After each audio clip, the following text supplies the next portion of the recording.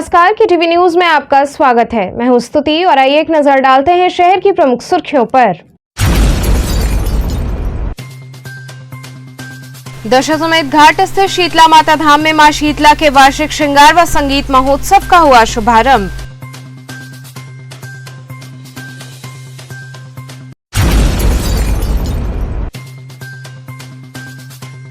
मिथिला नववर्ष के अवसर पर मिथिला मोद पत्रिका सह सम्मान समारोह का हुआ आयोजन।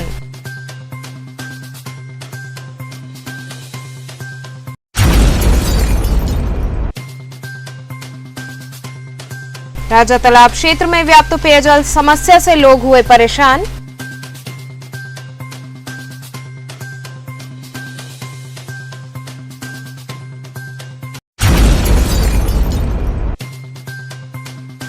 और बीएचयू एबीवीपी इकाई द्वारा सीएचएस प्रवेश के संदर्भ में कुलपति आवास के समक्ष किया गया शव प्रदर्शन। और अब खबरें विस्तार से। दशाश्वमेध घाट स्थित शीतला माता धाम में मां शीतला के वार्षिक श्रृंगार व संगीत महोत्सव का शुभारंभ हुआ। दशाश्वमेध घाट स्थित सप्तमातृका सिद्धपीठ श्री बड़ी शीतला माता धाम में मां शीतला का 5 दिवसीय वार्षिक श्रृंगार संगीत महोत्सव गुरुवार को मां शीतला के श्रृंगार, बधावा, विराट आरती और गायन वादन नृत्य के साथ शुभारंभ हुआ। पंडित पुरुषोत्तम पांडे व अविनाश पांडे ने षोडशोपचार पूजन किया। मध्यरात्रि के बाद भव्य और ऐतिहासिक सैकड़ा घी की बाती वाली और 21 किलो कपूर की रजत खप्पर विराट आरती महंत पंडित शिव प्रसाद पांडे ने की। डमरू दल के सैकड़ों सदस्यों के डमरू निनाद और भक्तों के जयकारे से मां शीतला का दरबार गूंज उठा। 5 दिवसीय शीतला महोत्सव संगीत समारोह की प्रथम निशा का शुभारंभ गीतकार कन्हैया दुबे के संयोजन में बाल कलाकार प्रियांशु, सौरभ श्रीवास्तव, श्री कृष्ण तिवारी, लोक गायिका गीतांजलि मौर्य, सनी मिश्रा सहित अनेक कलाकारों ने देवी गीत सुना करके अपनी हाजिरी लगाई। इस अवसर पर बड़ी संख्या में भक्तों ने मां का दर्शन पूजन किया।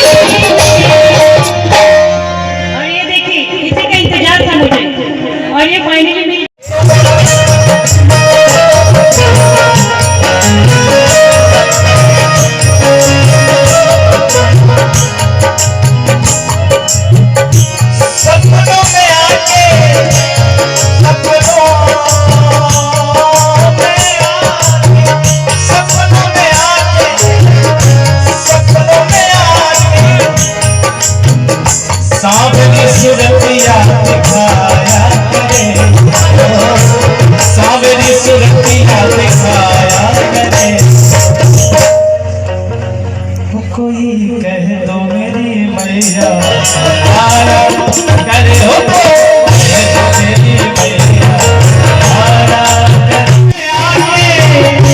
सपनों में आके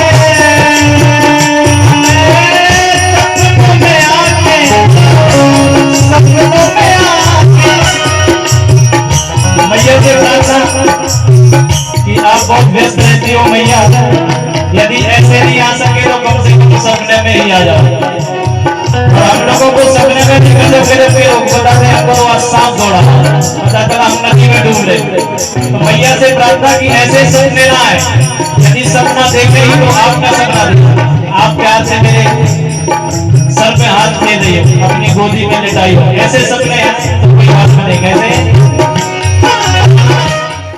आज चैत्र शुदी चतुर्दशी को सप्तमातृका सिद्धपीठ श्री बड़ी शीतला माता माई का वार्षिक श्रृंगार महोत्सव मनाया जाता है। जो सदियों से अति प्राचीन काल से यह महोत्सव विश्व के कल्याण, सुख, समृद्धि, ऐश्वर्य, स्वास्थ्य के निमित्त ये संकल्पित है। और इस अवसर पर काशी के सोनकर समाज, स्वर्णकार समाज, यादव बंधु और अनेक समाज की तरफ से टोला मोहल्ला से माँ का बढ़ावा जुलूस आता है, ढाल दहेड़ी झंडा आता है और माँ को लोग अर्पण करते हैं। रात्रि 2:30 बजे माता की प्रसिद्ध विराट आरती की झांकी होगी और इसी के साथ आज ही से 5 दिवसीय संगीत समारोह प्रारंभ हो गया, जिसमें अनेक गणमान्य कलाकार अपनी अपनी हाजिरी लगावेंगे। 19 अप्रैल को माँ के भंडारा एवं गुफा में विराजमान बुढ़िया माई के वार्षिक श्रृंगार दर्शन से इस आयोजन का अपने आप में अद्भुत है, क्योंकि माँ शीतला शिक्षा स्वास्थ्य की अधिष्ठात्री देवी है, संगीत की अधिष्ठात्री देवी है। एक पचरा भी कोई माँ को सुना देता तो माँ प्रसन्न हो जाती हैं। और यहाँ दूर दूर से कसेरा समाज, स्वर्ण समाज और न जाने कितने समाज के द्वारा बारी बारी से पूरी रात पधावा आ रहा है, झंडा जुलूस आ रहा है, डमरू आ रहे हैं, ताशे बज रहे हैं, ढोल बज रहे हैं, नगाड़े बज रहे हैं। हर आदमी घुघरी हलवा पूड़ी बतासा चढ़ा करके माँ को मना रहा है, रिझा रहा है। कोई गाने से मना रहा है, कोई पचरा से मना रहा है, कोई देवी गीत से मना रहा है। ये 5 दिनों तक चलेगा। मनोज तिवारी मृदुल जी आएंगे, भरत शर्मा जी आएंगे, नंदू मिश्रा जी आएंगे, अमलेश शुक्ला जी आएंगे, नोएडा से भरतनाट्यम के लिए कलाकार आएंगे और तमाम कलाकार ममता टंडन जी और माता प्रसाद जी, सब कलाकार इस दरबार में इस 5 मिनट की हाजिरी लगाने के लिए आतुर होते हैं। क्योंकि यहाँ जो आता है वो कलाकार नहीं होता, लेकिन जब जाता है तो बहुत बड़ा कलाकार हो जाता है। ऐसी कृपा है, ऐसी महिमा है हमारे शीतला महोत्सव। मिथिला नववर्ष के अवसर पर मिथिला मोद पत्रिका सह सम्मान समारोह का आयोजन किया गया। प्रख्यात साहित्यकार डॉक्टर जितेंद्र नाथ मिश्रा की अध्यक्षता में मिथिला नववर्ष के अवसर पर मिथिला मोद पत्रिका सह सम्मान समारोह का मैदागिन स्थित नागरिक प्रचारणी सभा में आयोजन हुआ। सर्वप्रथम आगत अतिथियों द्वारा ज्योतिष शास्त्र के प्रवर्तक मनीषी ऋषि जैमिनी के चित्र पर माल्यार्पण और दीप प्रज्वलन करके समारोह की शुरुआत की गई। मिथिला मोद पत्रिका का प्रकाशन सन 1905 से हो रहा है और ये मैथिली भाषा की प्रथम पत्रिका है। मिथिला मोद के प्रत्येक अंक में कुछ विशेष होता है। इस बार भी मिथिला के पर्व त्योहार शीर्षक से विशेषांक निकाला गया है, जो कि विलुप्त हो रहे पर्व त्योहारों को जीवंत बनाए रखने का सशक्त माध्यम होगा। अध्यक्षता करते हुए डॉक्टर जितेंद्र नाथ मिश्र ने कहा कि मिथिला मोद का अर्थ होता है मिथिला का आनंद। इस अंक में जिस प्रकार से मिथिला के पर्व त्योहारों पर प्रकाश डाला गया है, ये बहुत ही सराहनीय प्रयास है, जिसकी जितनी भी प्रशंसा की जाए कम है। समारोह के अंत में सभी आए हुए लोगों को तुलसी का पौधा देकर पर्यावरण के प्रति जागरूक किया गया। इस कार्यक्रम में प्रमुख रूप से द सेंट्रल बार एसोसिएशन के पूर्व अध्यक्ष अशोक कुमार उपाध्याय, भोगेंद्र झा, सुधीर चौधरी, नटवर झा, सौरभ कुमार इत्यादि लोग शामिल रहे। मैथिल समाज द्वारा आयोजित आज का यह कार्यक्रम बहुत ही ऐतिहासिक महत्व का कार्यक्रम है। 1905 में इसी बनारस से मिथिला मोद नाम की पत्रिका प्रकाशित हुई थी। उसके संपादक थे महामहोपाध्याय मुरलीधर झा जी, अद्भुत पंडित थे। 1905 के बनारस की आप कल्पना कर सकते हैं। भारतेंदु जी के युग में उनके द्वारा और उनके मंडल के द्वारा पत्रिकाओं का प्रकाशन अभी प्रारंभ ही हुआ था। सरस्वती भी प्रारंभ हो चुकी थी। उस जमाने में मिथिला मोद पत्रिका का प्रकाशन, बनारस से प्रकाशन एक बहुत महत्वपूर्ण उपक्रम था। मिथिला जब हम नाम लेते हैं तो भारतीय संस्कृति और सभ्यता का चित्र आ जाता है। जिस सभ्यता और संस्कृति पर हम इतना गर्व करते हैं वह वास्तव में अवध और मिथिला दो ही उसके निर्माण की मुख्य धाराएं हैं। दोनों को ही उसका श्रेय है। उसी के द्वारा भारतीय संस्कृति की तमाम धाराएं प्रवर्तित हुई और मिथिला और अवध दो नाम ले रहे हैं, लेकिन वास्तव में अवध की भी जो संस्कृति है उसके भी निर्माण में मिथिला की ही भूमिका सर्व प्रमुख है। मिथिला में स्थानीयता के साथ वैश्विकता का जो प्रारंभ से ही समावेश रहा है वह उस युग के लिए ही नहीं, आज के युग के लिए और हमेशा हमेशा के लिए आदर्श रहेगा। तो ऐसी स्थिति में वह पत्रिका जो धरोहर थी, जो इतिहास की वस्तु है, उसको पुनः निकाल करके, उसको पुनः प्रकाशित करके मैथिल समाज ने एक अनुकरणीय आदर्श प्रस्तुत किया है। आज उसी के अंक का लोकार्पण है। इन लोगों का श्रम बराबर इसी प्रकार से फलित होता रहे। यह कार्यक्रम मैथिल समाज उत्तर प्रदेश द्वारा प्रकाशित 1905 से प्रकाशित मैथिली की प्रथम पत्रिका मिथिला मोद के प्रकाशन पर आयोजित है और चूंकि हमारा आज मिथिला का नववर्ष है जिसे हम जुड़ शीतल और सतवायन के रूप में मनाते हैं, इसी अवसर पर हम आज ये पत्रिका को लोकार्पित कर रहे हैं। क्या संदेश देते हैं अपने समाज को? इस कार्यक्रम के माध्यम से हम अपने समाज को जोड़ने का कार्य करते हैं। जो दूर दराज हैं, जो बाहर से आते हैं, प्रवासी मैथिल हैं, सभी एक हों, सभी सुख दुख में एक दूसरे का साथ दें, यही हमारा उद्देश्य है। राजा तालाब क्षेत्र में व्याप्त पेयजल समस्या के चलते लोग बेहद परेशान हैं।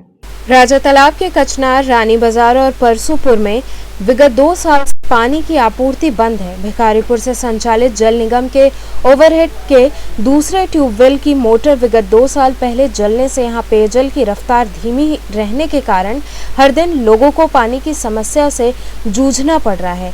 भीषण गर्मी से भूगर्भ जल स्तर काफी नीचे चले जाने से पानी के बिना जनजीवन अस्त व्यस्त हो गया है। गाँव के लगभग सभी सरकारी हैंडपंप सूख जाने के कारण भी ये दिक्कत पैदा हुई है। फरियाद के बाद भी जल निगम समस्या के प्रति सक्रिय नहीं है, जिससे समाधान नहीं हो रहा है। हालांकि क्षेत्र के निजी समरसेबल से पानी देकर नागरिकों को राहत पहुंचाने का प्रयास किया जा रहा है। दूसरे के समरसेबल के भरोसे किसी तरह पानी का जुगाड़ कर यहाँ के ग्रामीण अपनी जिंदगी जीने को विवश हैं। आए दिन ट्यूबवेल में तकनीकी दिक्कतों के चलते क्षेत्र में पानी की किल्लत पैदा हो जाती है। प्यास बुझाने के लिए लोगों को घंटों इंतजार कर पानी लाना पड़ रहा है। क्षेत्र के लोगों का कहना है कि प्रशासनिक और ग्राम पंचायत की उपेक्षा का शिकार है। प्रतिदिन नालियों का गंदा पानी निकासी के अभाव में घरों में घुसने लगता है। कभी ट्यूबवेल खराब होने से पेयजल की आपूर्ति बंद हो जाती है। कई दिनों तक इस समस्या से लड़ते रहते हैं। इसके बावजूद जिम्मेदार इस समस्या को नजरअंदाज किए हुए हैं। सामाजिक कार्यकर्ता राजकुमार गुप्ता ने चेताया कि इसी तरह चलता रहा तो आंदोलन का सहारा लेना पड़ेगा। क्या करते हैं? यही दुकान है जनरल स्टोर का। राजा तालाब में क्या समस्या है आप लोगों को? पानी की समस्या बहुत ज़्यादा है। जल निगम से पानी की सप्लाई आ रही है? नहीं, कितने दिन? करीब 1.5-2 साल से नहीं आ रही है। कहाँ से पानी मिल रहा है? वही मोहल्ले के एक लोग हैं, उन्हीं के यहाँ से सुबह सब लोग भरते हैं। समरसेबल उनके यहाँ है, उनके यहाँ से हम लोग पानी लेकर आते हैं। जल निगम लगने के बाद भी पानी नहीं मिल रहा है, क्या गड़बड़ी है? उसका मोटर जल गया होगा, कहीं फॉल्ट है, मोटर जल गया है। पहले पानी आता था? पहले आता था। मोटर की खराबी से पानी नहीं आ रही? हाँ जी, मोटर। सरकारी हैंडपंप लगे हैं? नहीं नहीं। नहीं। जल निगम के पानी से आप लोगों का पीने का पानी आता था? पहले आता था, 1.5-2 साल पहले आता था। इस समय बंद है 1.5-2 साल से। दूसरे के समरसेबल वाला पानी देना बंद कर देगा तो पानी के लिए हाहाकार मच जाएगा, बहुत दिक्कत हो जाएगा। पानी के लिए तरस जाएंगे हम लोग। क्या मांग है यार?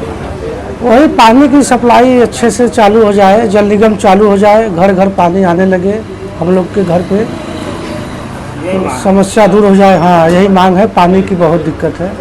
बीएचयू एबीवीपी इकाई द्वारा सीएचएस प्रवेश के संदर्भ में कुलपति आवास के समक्ष शव प्रदर्शन किया गया। काशी हिंदू विश्वविद्यालय से संबंधित सेंट्रल हिंदू स्कूल में प्रवेश हेतु लॉटरी एवं मेरिट आधारित प्रवेश के निर्णय का अखिल भारतीय विद्यार्थी परिषद ने विरोध किया।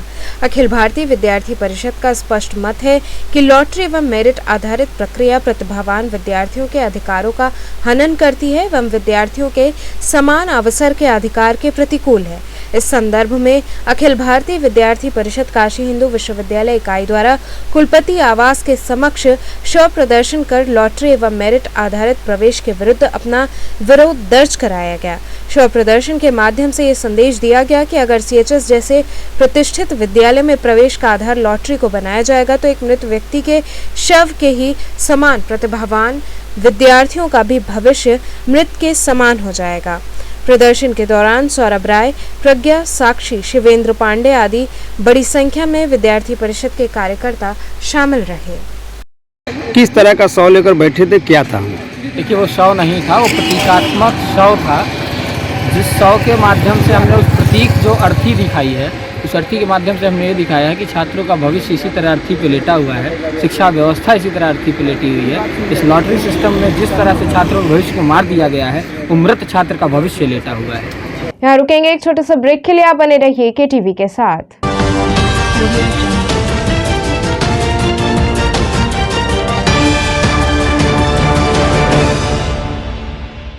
खबरों से जुड़े रहने के लिए हमारे चैनल KTV वाराणसी को सब्सक्राइब करें और लेटेस्ट अपडेट्स के लिए बेल आइकन को प्रेस करें।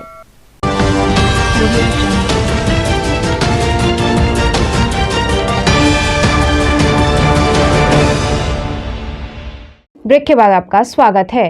बेतहाशा गर्मी और धूप से राहत हेतु लोग ठंडे पेय पदार्थों का सहारा ले रहे हैं। वाराणसी में गर्मी अपने प्रचंड रूप में है। इसको देखते हुए लोग गर्मी से राहत पाने के लिए कई तरह के प्रयास कर रहे हैं। जो सड़कों पर निकल रहे हैं वो लस्सी, गन्ने के जूस, आम का पन्ना इत्यादि पेय पदार्थों का सहारा ले रहे हैं, जिससे इस तपती हुई गर्मी और धूप से कुछ राहत मिल सके। कितनी गर्मी पड़ रही है, गर्मी में आम का पन्ना पीने से क्या क्या फायदा है? फायदा ये होता है कि जैसे कि आपको लू नहीं मारेगा, प्यास कम लगेगी और साथ में जो पेट के जो कचरे हैं वो भी जो है आपके साफ सुथरे हो जाएंगे, पेट सही रहता है। तो इसके पन्ना के विषय में लोगों से क्या कहेंगे, कुछ कहेंगे? यही कहेंगे कि इसको गर्मी में ज़्यादातर से सेवन करीब पी लिया जाए और इसके विषय में लोगों को बताया जाए कि व्यवस्था क्या है। पराड़कर स्मृति भवन में क्लाइमेट एजेंडा द्वारा पत्रकार वार्ता आयोजित की गई। पत्रकारों से मुखातिब होते हुए क्लाइमेट एजेंडा की एकता शेखर ने बताया कि विगत 10 अप्रैल को 80 घाट पर संस्था द्वारा एक कृत्रिम फेफड़े को स्थापित किया गया था, जो कि उच्च दक्षता वाले फिल्टर से बने होने के बावजूद भी महज 3 दिनों में प्रदूषण के कारण काला हो गया। बिल्कुल सफेद फेफड़ों का 72 घंटे में काला हो जाना इस बात का प्रमाण है कि वाराणसी समेत प्रदेश के अन्य शहरों में वायु प्रदूषण अब एक अहम सवाल बन चुका है। यह अभियान आम जनता से लेकर जनप्रतिनिधियों के बीच जागरूकता पैदा करने की दृष्टि से चलाया जा रहा है। अभियान के अगले चरण में हमारी टीम अब मुख्य धारा के सभी राजनीतिक दलों का प्रदूषण के मुद्दे पर ध्यानाकर्षण करने का प्रयास करेगी। आज प्रेस कॉन्फ्रेंस का विषय है जो 80 घाट पे क्लाइमेट एजेंडा के द्वारा, उत्तर प्रदेश अभियान के द्वारा एक कृत्रिम फेफड़ा लगाया गया है लोगों को जागरूक करने के लिए। जो लोग डेटा के माध्यम से, रिपोर्ट्स के माध्यम से वायु प्रदूषण की गंभीरता को नहीं समझ पा रहे हैं, उनको समझाने के लिए और लोगों का ध्यान आकर्षित करने के लिए वो कृत्रिम फेफड़ा लगाया गया है। और आप देख सकते हैं, आप लोगों ने विजिट किया होगा वहाँ पे, 36 घंटे में वो फेफड़े का रंग बिल्कुल स्लेटी पड़ चुका था और 72 घंटे के अंदर, 48 घंटे के अंदर वो आपने देखा कि उसका रंग काफ़ी अभी काला पड़ गया है। तो ये कहीं ना कहीं दर्शाता है कि उत्तर प्रदेश में, ना ही सिर्फ बनारस में, पूरे उत्तर प्रदेश में वायु गुणवत्ता जो है वो काफ़ी बिगड़ी हुई है, उसकी क्वालिटी खराब हो गई है, लोगों को बीमार कर सकती है काफ़ी हद तक, और उस पर गंभीरता से काम करने की ज़रूरत है। इस आग्रह के साथ हम वहाँ पे कैंपेन कर रहे हैं कि जो भी कार्य योजना, क्लीन एयर एक्शन प्रोग्राम्स बने हुए हैं और दूसरी कई पॉलिसीज़ आई हैं, जैसे इलेक्ट्रिक व्हीकल पॉलिसीज़ आई हैं, इनको मजबूती से इम्प्लीमेंट करने की ज़रूरत है और योजनाबद्ध तरीके से, समयबद्ध तरीके से उनको लागू करने की ज़रूरत है, तभी हम इस समस्या से छुटकारा पा सकते हैं। आगे क्या योजना होगी, किस तरह से लोगों को जागरूक करेंगे? इस कैंपेन के माध्यम से हम लोगों ने लोगों की पिटीशन ली है। 2 तरीके से पिटीशन हम ले रहे हैं। एक ऑनलाइन पिटीशन ले रहे हैं लोगों से कि वो इसमें समर्थन दे, उसमें कुछ मांगे रखी गई हैं, और ऑफलाइन पिटीशन है। और उस दोनों ही में जो समर्थन मिल रहा है उससे हम लोग काफ़ी उत्साहित हैं। ऑफलाइन पिटीशन में 20,000 से ज़्यादा लोगों ने अभी तक बनारस में जो है सिग्नेचर किए हैं और ऑनलाइन पिटीशन में अभी तक 4,000 से ज़्यादा सिग्नेचर आ चुके हैं। और ये सारे जो सपोर्ट हैं वो इकट्ठा करके हम मिनिस्ट्री ऑफ एनवायरनमेंट के पास जाएंगे और उनसे मांग करेंगे कि जो भी योजनाएं हैं उसको समयबद्ध तरीके से लागू करें और मजबूती से लागू करें। तो चलते चलते पुनः एक नजर डालते हैं शहर की प्रमुख सुर्खियों पर। दशाश्वमेध घाट स्थित शीतला माता धाम में मां शीतला के वार्षिक श्रृंगार व संगीत महोत्सव का हुआ शुभारंभ।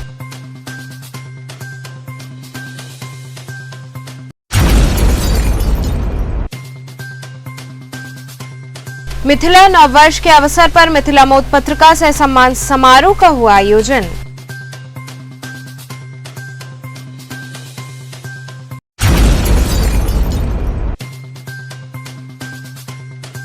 राजा तालाब क्षेत्र में व्याप्त पेयजल समस्या से लोग हुए परेशान।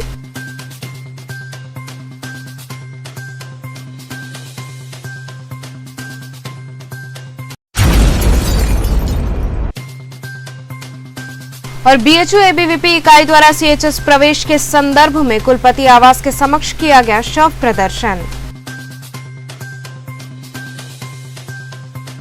तो थे आज के समाचार, कल फिर होगी मुलाकात, तब तक के लिए नमस्कार।